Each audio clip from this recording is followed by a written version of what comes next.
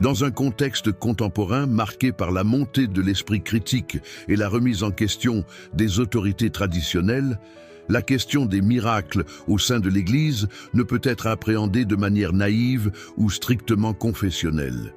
Elle s'inscrit à l'intersection de plusieurs champs, théologiques, épistémologiques et sociologiques, et engage une réflexion sur les modalités de légitimation du discours religieux. D'un point de vue épistémologique, le miracle pose la question du rapport entre foi et preuve. La tradition chrétienne, notamment à travers des penseurs comme Augustin ou Thomas d'Aquin, n'a jamais réduit la foi à une simple adhésion fondée sur des phénomènes extraordinaires. La foi y est conçue comme un acte de confiance, impliquant une dimension de liberté irréductible à la contrainte de l'évidence. Dans cette perspective, exiger du miracle qu'il serve de preuve revient à déplacer la foi vers un registre qui lui est en partie étranger. Or, dans de nombreux contextes contemporains, un glissement semble s'opérer. Le miracle tend à devenir un critère de validation. Ce déplacement n'est pas sans conséquence. Comme l'a suggéré la critique philosophique moderne de David Hume à Paul Ricoeur, le recours à l'extraordinaire ne garantit en rien la vérité d'un énoncé, mais peut au contraire en masquer la fragilité. Dès lors, une question s'impose, le miracle, lorsqu'il est mobilisé comme preuve, ne risque-t-il pas de fonctionner comme un écran, dissimulant l'absence de cohérence interne du discours qu'il est censé soutenir?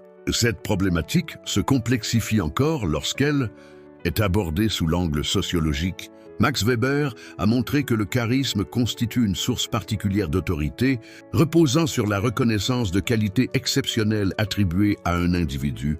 Dans ce cadre, les manifestations extraordinaires, qu'elles soient réelles, interprétées ou construites, peuvent contribuer à renforcer une autorité charismatique difficilement contestable. Il devient alors légitime de s'interroger dans quelle mesure l'insistance sur les miracles participe-t-elle à la consolidation de structures d'influence, voire à des formes de pouvoir symbolique. Par ailleurs, l'attente contemporaine de miracles visibles et reproductibles semble entrer en tension avec l'idée d'un Dieu transcendant et libre. Une telle attente pourrait être interprétée dans une perspective critique, comme une tentative de soumettre le divin à une logique de vérification empirique. Ce faisant, elle introduit une contradiction, vouloir prouver ce qui, par définition, excède le champ de la preuve. Enfin, une dimension souvent éludée mérite d'être abordée, celle de l'expérience subjective. Si le miracle peut être perçu comme une manifestation objective, il est également médiatisé par des interprétations, des attentes et des contextes culturels. Dès lors, la frontière entre le fait et son interprétation devient poreuse, ouvrant la voie à des dérives possibles, allant de la surestimation à l'instrumentalisation. Ainsi, l'analyse des miracles dans l'Église contemporaine révèle une tension fondamentale entre foi, preuve et pouvoir.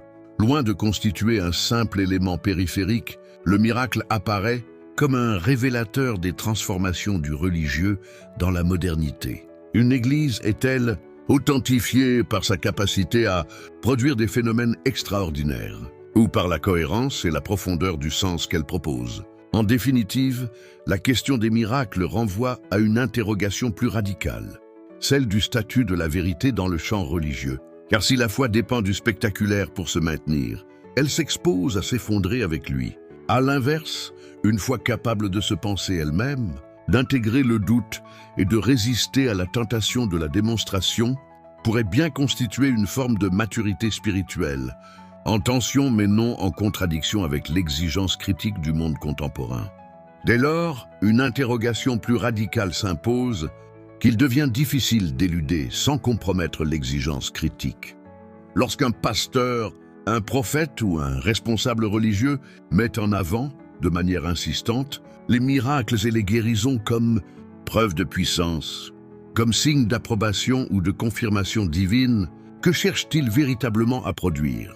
S'agit-il d'une authentique médiation du sacré ou d'un dispositif implicite de légitimation visant à renforcer son autorité et à étendre son influence?